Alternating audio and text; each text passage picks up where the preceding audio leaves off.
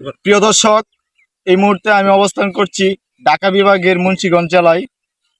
আর এখানে অবস্থান করার মূল কারণ হচ্ছে আমি একজন ববঘুরা মানুষ, প্রাকৃতিক প্রেমিক। বিভিন্ন জায়গায় আমি যাই প্রকৃতিক প্রেমের কারণে। কারণ আমি যেখানে যাই না কেন, সবসময় আমি প্রাকৃতির উপরে নজর রাখি, আর প্রাকৃতিক যেন আমার হৃদয়ের সাথে জড়িয়ে গিয়েছে, কারণ এটার প্রেমে আমি পড়ে গিয়েছি। আর এখানে আসার মূল উদ্দেশ্য হচ্ছে নবাবগঞ্জ জেলায় নাকি প্রচুর সুন্দর সুন্দর জায়গা আছে, এখানে বিভিন্ন ধরনের ফসল আবাদ হয়, যে কারণে আমি এখানে আসছি।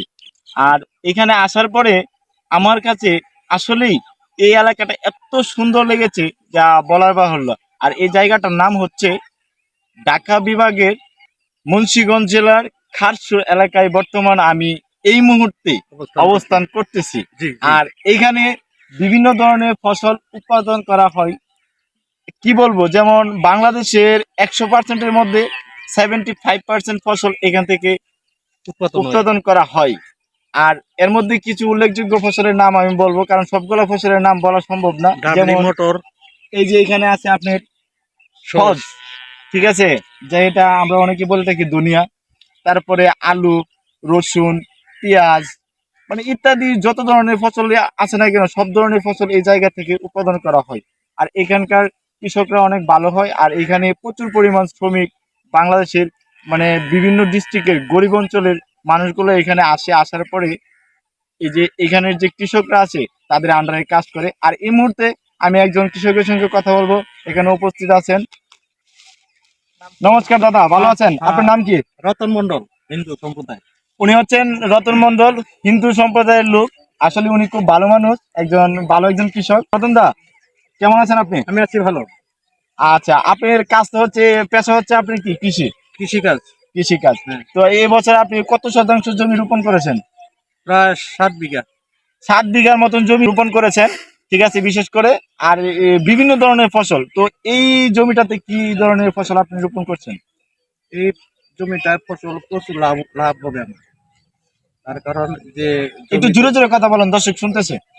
আমার এই জমিতে প্রচুর ফসল লাভ হবে। যেমন এই যে এই সজ বুনছি, পাখিতে 6 মণ 7 মণ সজ হইব। আমি এখানে আড়াই বিঘাই বুনছি, সজ বুনছি। জি। আর সজ তো বুনছেন, তো আমি দেখতেছি যে যে সজ আছে, ঠিক আছে, প্রচুর পরিমাণ সজ হয়েছে, ঠিক আছে, মানলাম। কিন্তু এখানে তো আপনার এই যে সজের ভিতরে এই যে এই যে দেখেন দর্শক, এই যে প্রচুর পরিমাণের এই জঙ্গল, যেটাকে আমরা গাছ বলে থাকি, ঠিক আছে, এটাও প্রচুর পরিমাণ হয়েছে। তো এতে কি আপনি লাভবানই হবেন? আমি আশা করি তো লাভবানই হবেন। হ্যাঁ হ্যাঁ, লাভবান হব আমি। কিভাবে লাভবান হবেন? এই যে এত পরিমাণ জঙ্গল, আপনি ফসল তো কম হইলো।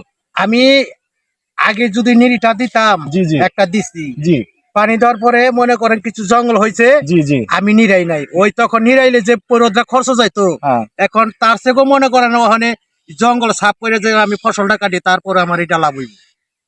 ধন্যবাদ রতন দা আসলে সুন্দর কথা বলছেন। কারণ এটা হচ্ছে কি জানেন, বিশেষ করে যে দুনিয়াটা আছে এটার মধ্যে যদি আরেকটা নিধি দিতেন তাহলে অনেক টাকা তার লস হয়ে যেত বা অনেক টাকা লাগতো।